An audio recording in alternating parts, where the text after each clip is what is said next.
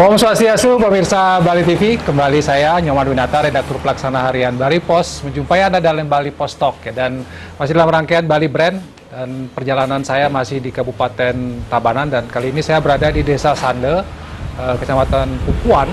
Saya akan mewawancarai pemilik dari Warung Dedi yang khusus menjual entil sande.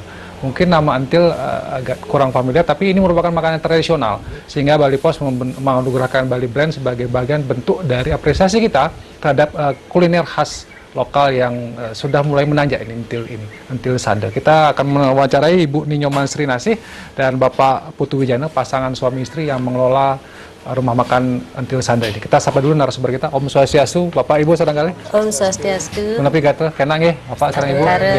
Yang ke Ibu dulu nih, karena sepertinya Ibu yang tukang masak juga ya.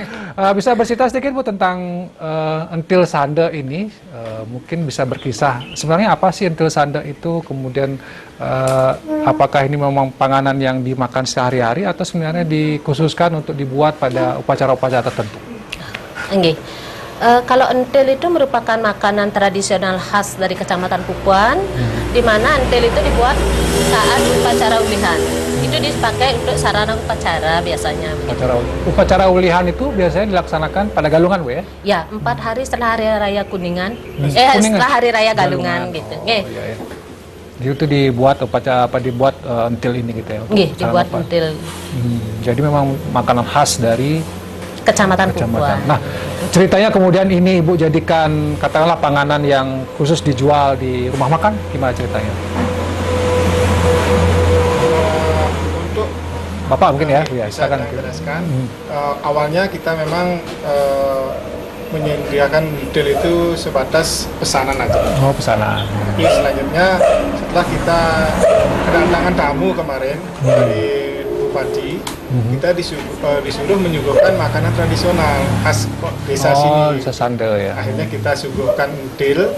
Setelah kita suguhkan entil, semua tamu OPD itu semua responnya baik.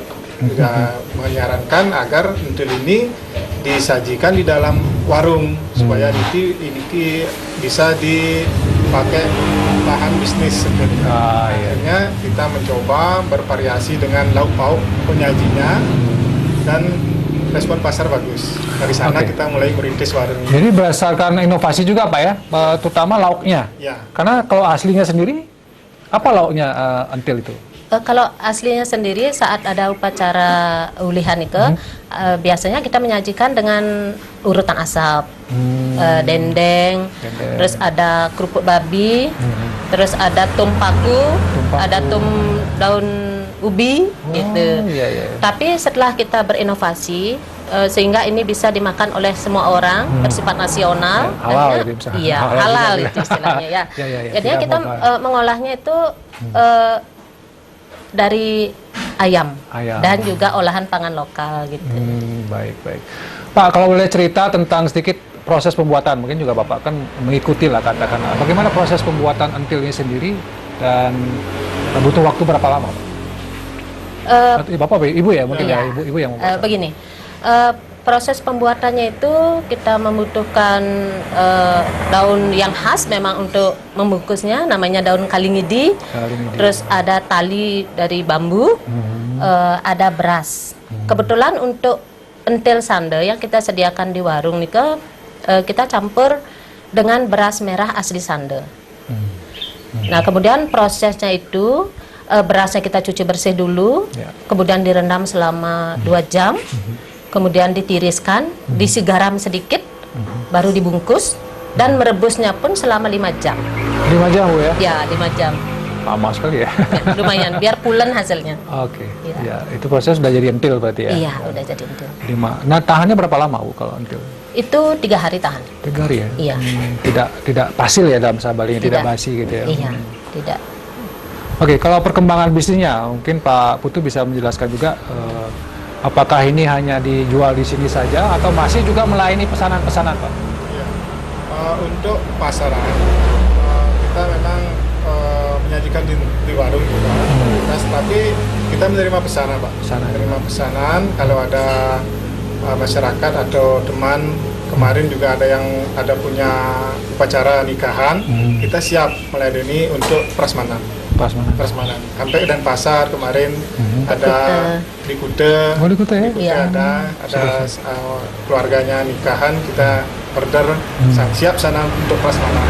Sampai Bapak kirim ke sana. Antil saja atau juga panganan lainnya? Lengkap dengan lauknya. Lengkap. Ibu kalau bisa melayani pesanan katakanlah begitu sampai kapasitas berapa Ibu bisa melayani? Untuk berapa orang biasanya Ibu? Untuk sekali pesan? Sampai 500 porsi bisa. 500 porsi bisa? Bisa. Ya? Itu masaknya gimana caranya Bu? Kita masaknya di rumah, terus karena niki kan awet, entil itu awet. Nanti 1 hari sebelum pesanan itu kita udah bikin. Nanti kita bawanya kalau misalkan ke Denpasar, kita bawa sebelum matahari terik itu, pagi-pagi kita udah berangkat karena antisipasi untuk sayurnya ya. Karena kita kan pakai sayur lokal, paku gitu, diurap gitu kan. Nanti kalau tidak kena panas di mobil dia akan awet sampai sore. Nanti saat pesanan prasmanan pun kita tunggu di sana sampai selesai acara. Iya. Berarti kalau ontilnya sendiri bisa dimasak sehari sebelum gitu ya, karena ini tahan lama ya. Iya. Bapak Ibu. Mungkin yang menarik adalah kenapa daunnya daun apa? Kalingidi. Nah, kenapa tidak daun pisang atau daun apa ya? Bambu. Nah, kenapa Bu ini kalingidi?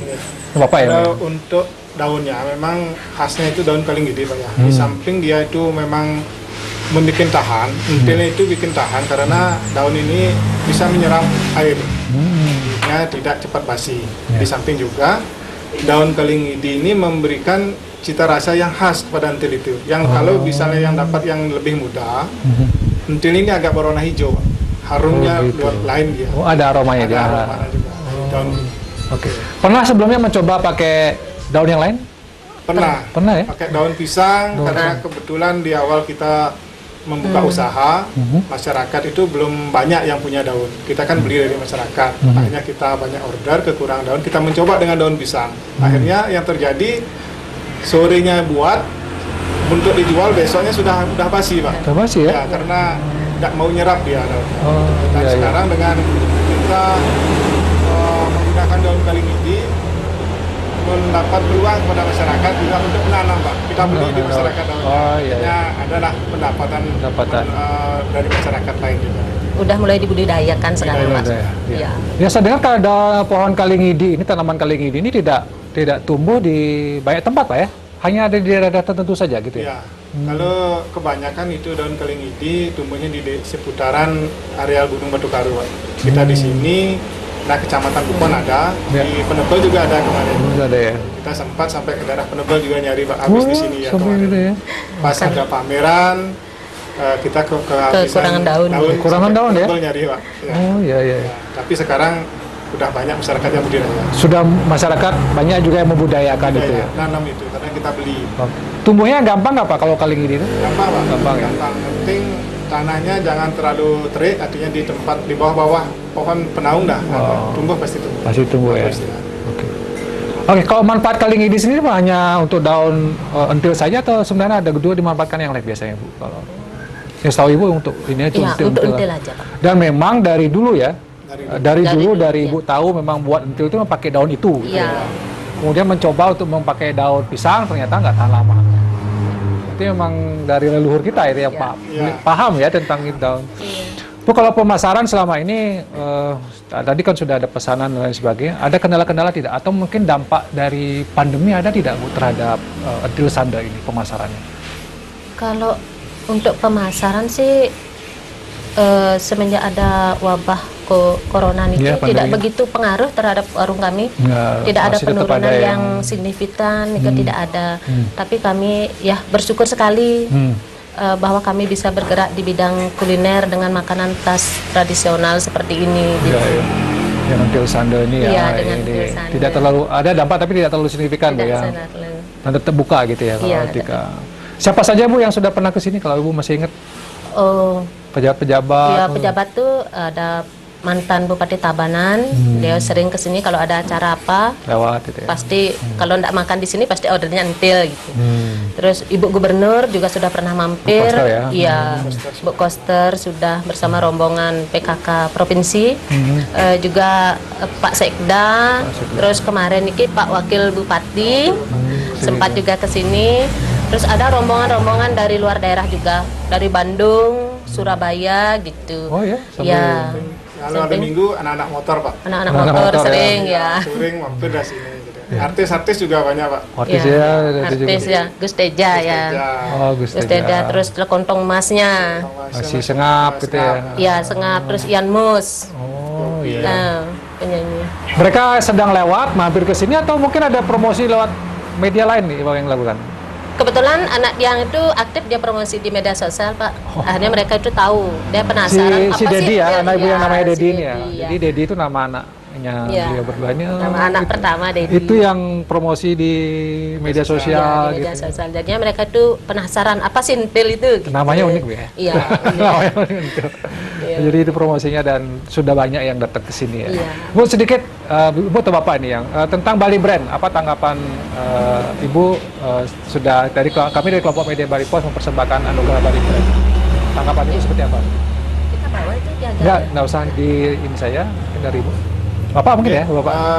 Pertama dia ucapkan terima kasih Bapak Ya. kepada media Bali Pos beserta Bali TV sudah memberikan kami piagam Bali Brand. Ya. Ini merupakan penghargaan bagi kami yang sangat luar biasa. Mudah-mudahan dengan penghargaan ini bisa selalu memotivasi kami Ya. untuk selalu melestarikan kuliner tradisional. Baik. Dan mudah-mudahan dengan penghargaan ini bisa membantu kami promosi juga Pak dengan media sosial yang ada supaya masyarakat yang masih belum pernah ke sini lebih tertarik lagi bisa datang ke sini. Biasanya yang lewat ke sini karena ini jalur Pupuan ke Serit Singaraja ya. Yang orang sembahyang ke Puro Melanting gitu. Kalau cepet tenang jalannya lewat sini Pak ya. Iya. Bisa mampir makan siang sini atau baik. Kadang sengaja dah dia Lewat sini, biar dapat istirahat di sini sambil menikmati.